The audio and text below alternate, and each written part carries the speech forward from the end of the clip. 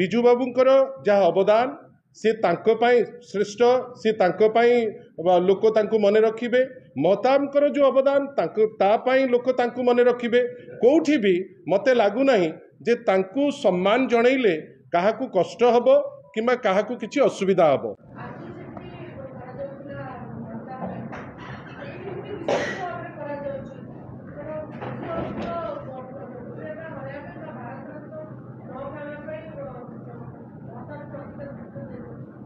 मु तो आपण समस्त को रिक्वेस्ट करी आपण समस्ते एनलाइटेड जे आमर चिंता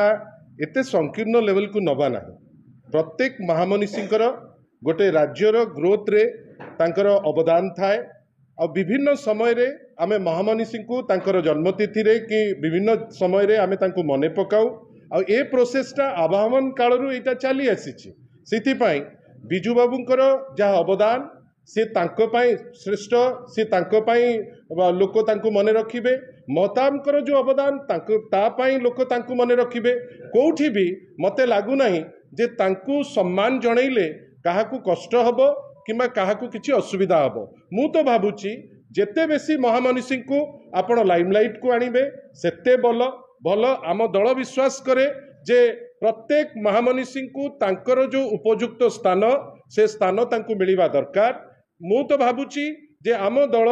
केबे हेले भी गोटे संकीर्ण दृष्टि रे कोनोसी जिंस को देखि नाही आमे प्रत्येक सेलिब्रेशन गाला सेलिब्रेशन रे करू। मु आपन गोटे छोटिया कथा कहूची व्यक्तिगत भावे माननीय मुख्यमंत्री सेतबळर मुख्यमंत्री श्री नवीन पट्टनायक मते दायित्व देइथिले उत्कल प्रसंग एवं ओडिशा रिव्यू से पर्यंत गोटे पैंथियन ऑफ ओडिशार जो माने महामनीषी तैयारी हेई नथिला माननीय मुख्यमंत्री उपदेश रे आग आसिले आपणकर हरेकृष्ण महताब तापरे आसिले प्रभात पुरुष बिजु पट्टनायक से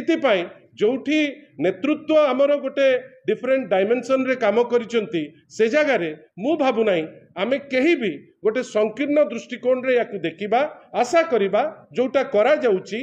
काम माध्यम रे देखा जाऊ कथा बेसी बड़ बड़ करी जदि घो करिवे सेटा भी भलो किंतु आशा करिबा जे जेमिति हबा दरकार गोटे गाला वे रे ताकू आमे आगे नहीं करी जीवा पाई चेष्टा करी।